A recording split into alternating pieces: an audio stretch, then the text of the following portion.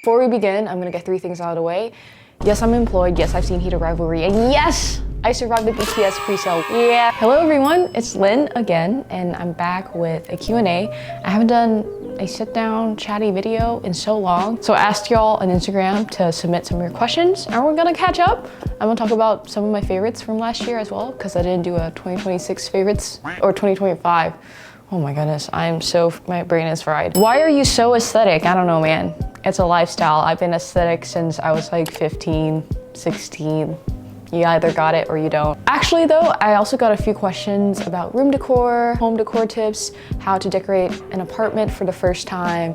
And my first apartment, as nostalgic as it is, I can see how much in a rush I was to order all this flat pack furniture that I eventually also had to sell or get rid of when I moved out. When you're living on your own for the first time, there's a good chance you're not gonna stay in the same place for more than a year or two. So it's really hard to collect the things that make a home feel like a home. What makes me love my apartment so much now is that a lot of the stuff that you see around here has been collected over the years since I was a child. Since I was like 9 or 10.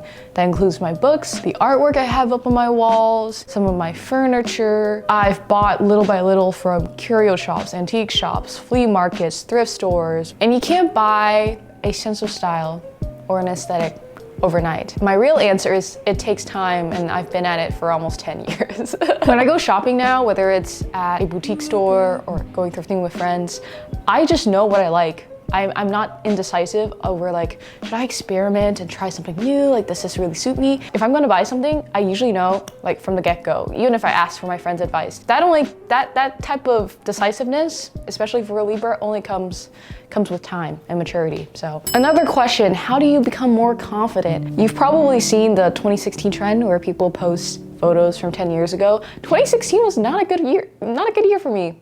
Not a great year for a lot of reasons. I was also a freshman in high school, so while a lot of my friends who are millennials, okay, love y'all, but a lot of my friends who were posting for this trend had like really baddie makeup and good hair, whereas I was just an awkward teenager. Even though I've always had a decent sense of self-worth, like I prided myself on my abilities, on my work ethic, I wasn't always comfortable with my looks. And something that killed my confidence that I wish I just didn't do was I would speak really poorly about myself. I would anticipate people's mean words and try to joke about it myself, say it first, and in a way that kind of gives you a sense of control and maybe power. And that is anything but empowering. Even if you are a loving, caring person, the biggest fan of your loved ones, friends, family, if you shit on yourself all the time, you can't show up for the people in your life. I'm really grateful to all my friends and family members who try to uplift the things I'm like minimizing or downplaying. It's partially because of the way that I was raised too. I feel a lot more detachment towards accomplishments, especially if they happened in the past. In a way, it's kind of Buddhist. I'm like, that's not reflective of who I am now. There's always like the next thing that I'm working on or the next thing I can be or how I can improve. But my friends also remind me that you don't have to prove yourself. So yes, say nice things to yourself. Don't beat yourself up all the time, even if it's for like a bit. And secondly, I feel like I've just become more confident by living life and going through the highs and lows that is life. I hate to say it, but like it's just maturity and perspective and life experiences built my confidence and self-assurance to where it is now, even though it's so chaotic. FYI, in case you don't know, abolish ICE. Get ICE out of here. Get ICE off of our streets. And if you'd like to support some local organizations or causes nationwide, please, I always have links in the description box. If you like ICE, like, why are you here? This channel, like, why? Do you know who I am? Why would you be subscribed to me if you support ICE? Another great question, what keeps you inspired to make art when you feel low? Art communicates what I can't fully express in a moment because I'm having a hard time translating it into words. And illustration, graphic design, those are my strong suits. And it's the medium that I understand. In terms of burnout or feeling like I woke up, I'm tired, it's a lot of pressure if you're constantly telling yourself, I have to make something new and come up with the next best thing, innovate all the time, which tends to be the verbiage of today's startup society. But what I find comforting and I think is a sign of a really great artist is repetition and routine. How can you reiterate something you've made before, come up with a new perspective on it, or do it in a different medium? There's this interview clip of Chloe Zhao talking about fan fiction. I promise this is relevant, okay? There's this issue in Hollywood where everyone is just making stuff off of IP because they know it'll do well since it has a pre-existing fan base. When approached about this question and writing original screenplays, Chloe Zhao is like, well, like great things can come from things that already exist. AKA, look at fan fiction. And she said she was a fan fiction writer. And I think it's a great practice as an artist or just an everyday human being. You're basing your stuff in the wisdom that's come before you. So you should know your canon. It's clever and it's cool if you're able to reference something niche or one of the greats, but it's weak and dare I say cringy if you create something that is really similar to another material that came before it, but it's clear that you didn't read up on the original texts and stuff. What do I do for work now? So I am self-employed. I do this full-time now, which I don't think I ever fully explained ever. I originally worked at a nonprofit after I graduated college for 6 months, and then I thought I was going to transition into a fully remote role that I had experience as an intern in undergrad. But with the way the election went, I always dreamt of being a public servant. And then that sort of all collapsed. Because of the program I was in, the school I went to, a lot of my peers pursued professional careers straight out of college and they're working 9-to-5 jobs, or they're in grad school and they're doing their PhD or getting a master's. So those are my reference points of like, okay, you're doing what you're supposed to do. You're being academically excellent. You're in a stable white collar job. So I always thought I'd do a traditional 9-to-5 and content would continue to be only my part-time thing. And I staked a lot of my identity on that because being self-employed, there's a lot of unsurety on like how to even label myself, which is a difficult thing. If you're in your 20s or 30s even, you know that life is so full of uncertainty and things can change out of your control, or you might have feelings that shift towards a certain career path that you always thought you were gonna do. So with the election, I knew that the job opening was not gonna be open anymore. I've tried to apply to other jobs for like 9-ish months after my last contracted job ended. I would constantly check out the career page of nonprofits and companies I was interested in working for, and I applied to some jobs. I didn't even get interviews, and they're all in roles that are creative communications. So I'm fortunate enough, I've been doing YouTube for so long, like 6-7 years. In my head, I was falling back on it because once again, this was never the end goal. I wanted to be a public servant. I never thought I could do a creative position like this, like photography, videography, illustration full-time. Now I am, and I will say I'm very grateful because a lot of my peers and friends have been laid off, furloughed. It's just like the nature of things now. So you probably didn't know, but I felt really lost for a while. I had imposter syndrome. I didn't feel like I was contributing to society. How is me posting these little videos making the world a better place? But my perspective has shifted a lot now that I'm almost 2 years out of college. I have so much autonomy with my day and what I can create. And I want to fully lean into this because it's something that 12-year-old me would have dreamed of. It's what a lot of people dream of. And who knows when a time like this will come again in my life where I can work for myself and also speak so freely to what I'm passionate about and my values. So I'm doing the thing, even though before I felt pressured that my non-traditional career was dumb. So my future ambitions, creative projects and dreams, ? The goal is to make more art. I have been painting and drawing a lot more. I finished my first sketchbook in years last year. Didn't take a single art class in high school or college, so I'm excited. I'm gonna apply and hopefully get into some summer and fall courses. And eventually, I would like to build out a collection or a series. And I don't know what that'll look like yet. I like illustration and painting the most. And I also obviously love my digital mediums. I'm just hopeful that one day, it'll be in a gallery. I would love that. I want to study up on animation, 3D art. I want to learn how to use Blender so bad, but it's just gonna take some time to hunker down and figure out the mechanics. Once I get there, y'all, I will be unstoppable. I will be unstoppable. And lastly, I would love to work on sets, specifically work with my friends who are like directing. I just want to do it for an experience. It seems fun. I've been told I'd be a good AD. Yeah, those are my goals for this year. Why don't I post as much as I used to? In terms of my digital realm, I love YouTube the most, but I also love drawing, painting. Those take up so much time. I traveled a lot last year. I love traveling. Also being with my loved ones. I visited home a lot last year, like 5 or 6 times. And I just wanted to be fully present and in the moment for them. It's very time intensive to document things for YouTube. I think in college, it was very easy to just capture like my everyday life. But now the videos I like to make, they take a lot of time and thought. Should I hire some help? Maybe, but I don't know, I still like doing everything. And last year, in my opinion, was my most successful year yet, career-wise. I did like the biggest marketing campaign for Photoshop Mobile. And I made so many things last year that don't exist on my channels, or they only partially exist on my pages. Some of it hasn't gone live yet. That kind of explains like, whoa, Lynn hasn't really posted on YouTube that much at all.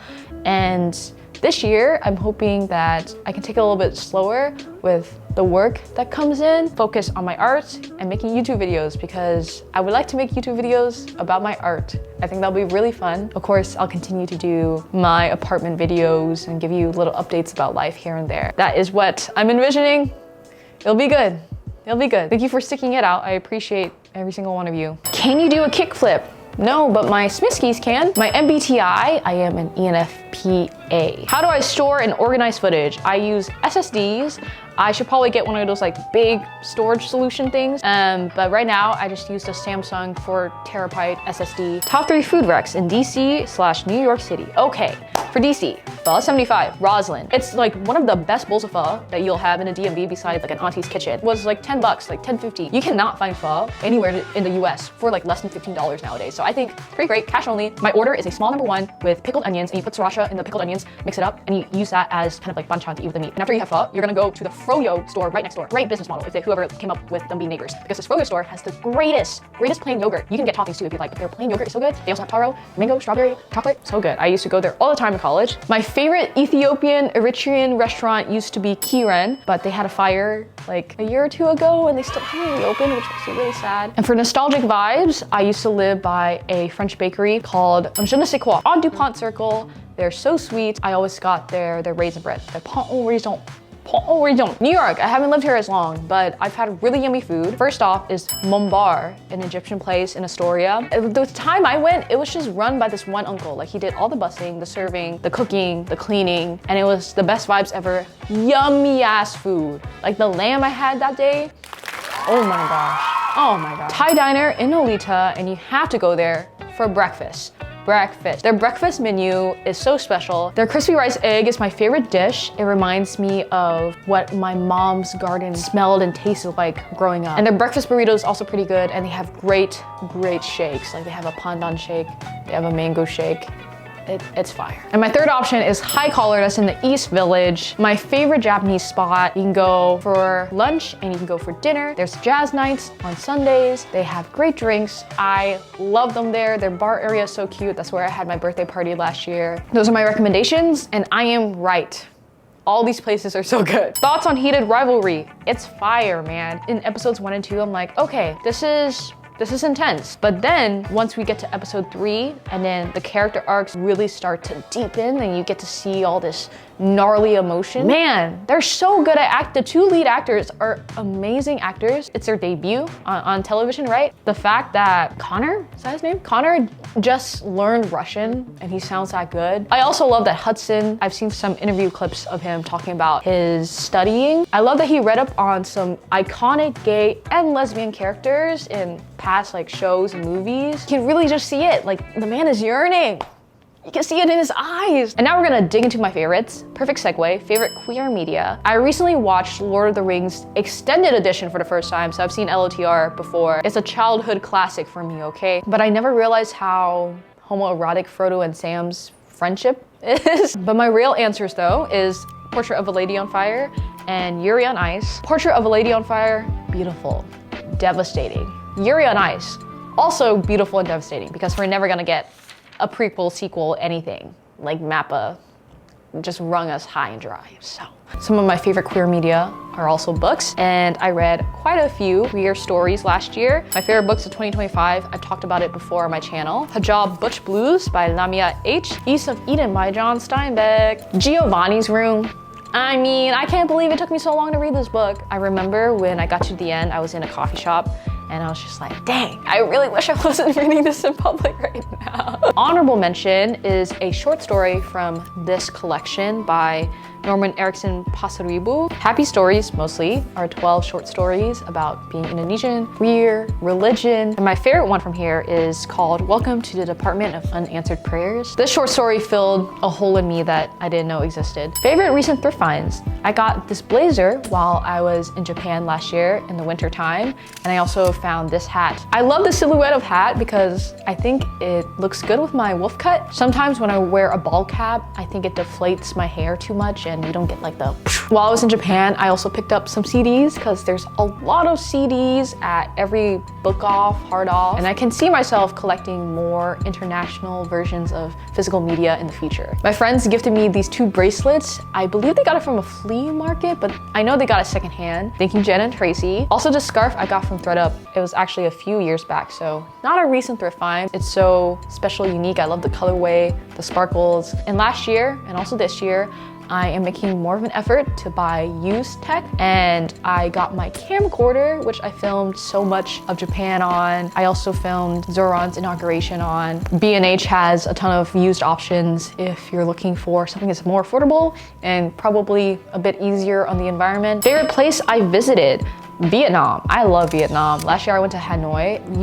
You go to cafes, you sit around, and you talk for hours on end. And I really like that. I mean, that's what life is about. I also took a road trip through the PNW last year, and I went to parks, places I've never been, even though I lived in Washington for 5-6 years. And there's so much geographic diversity. Now I feel like I can call myself a former Washingtonian because now I've been all over the state. And lastly, I went to Norway for the first time last year. Found out I had a bunch of cousins and aunts and uncles that I didn't know existed. I was in southwestern Norway near the fjords. We took a drive through them one day, and man, it's breathtaking. And I also just liked seeing the side of my family that I didn't know existed. So it's just cool to know that, you know, I got relatives in Norway. Most comfortable shoes. My Foundry Muse, Cecilie Bonson Asics, and my Converse. Those are my favorite shoes to walk around in. And favorite music. I'm gonna list some albums that I listened to a lot last year. Older and Wiser by Lizzie McAlpine, because sometimes I literally wake up and the first thing I listen to is Lizzie McAlpine, and I'm like, do I hate myself? Do I just want to feel sad all the time? I don't know. The Art of Loving by Olivia Dean. The Best of Mint Condition. Luminescent Creatures by Ichiko Aoba. I saw her on tour last year. She's an amazing performer, guitarist, lyricist, songwriter, like, man. And lastly, Cinema by the Marias, because once again, I just like being sad. And that album's kind of sad. And someone also asked me, who are your favorite jazz artists? Of all time, it's Ella Fitzgerald and Tommy Flanagan. I love the album The Jazz Poet by Tommy Flanagan. For Ella, I have this vinyl of her and Count Basie. It has a lot of classic jazz standards. This past year, I listened to a lot of Esperanza Spalding's self-titled album. Esperanza, I think this is her sophomore or junior album, and it's a beautiful coming-of-age record with songs that I think are perfect for any 20-something going through life and love. And lastly, who is your BTS bias? Honestly, I still love RM. I love them all. I love them all, and I can't wait to see them. If you are going to East Rutherford, aka New Jersey, New York, for their tour, I'm going both days. Anyways, that is my sign to leave. Thank you for asking questions. Those are the answers I have prepared for you today. As always, abolish eyes, stay safe, stay healthy. If you're protesting, I'll link some protesting 101 safety guidelines. Love y'all, and I'll see you in the next one. Bye.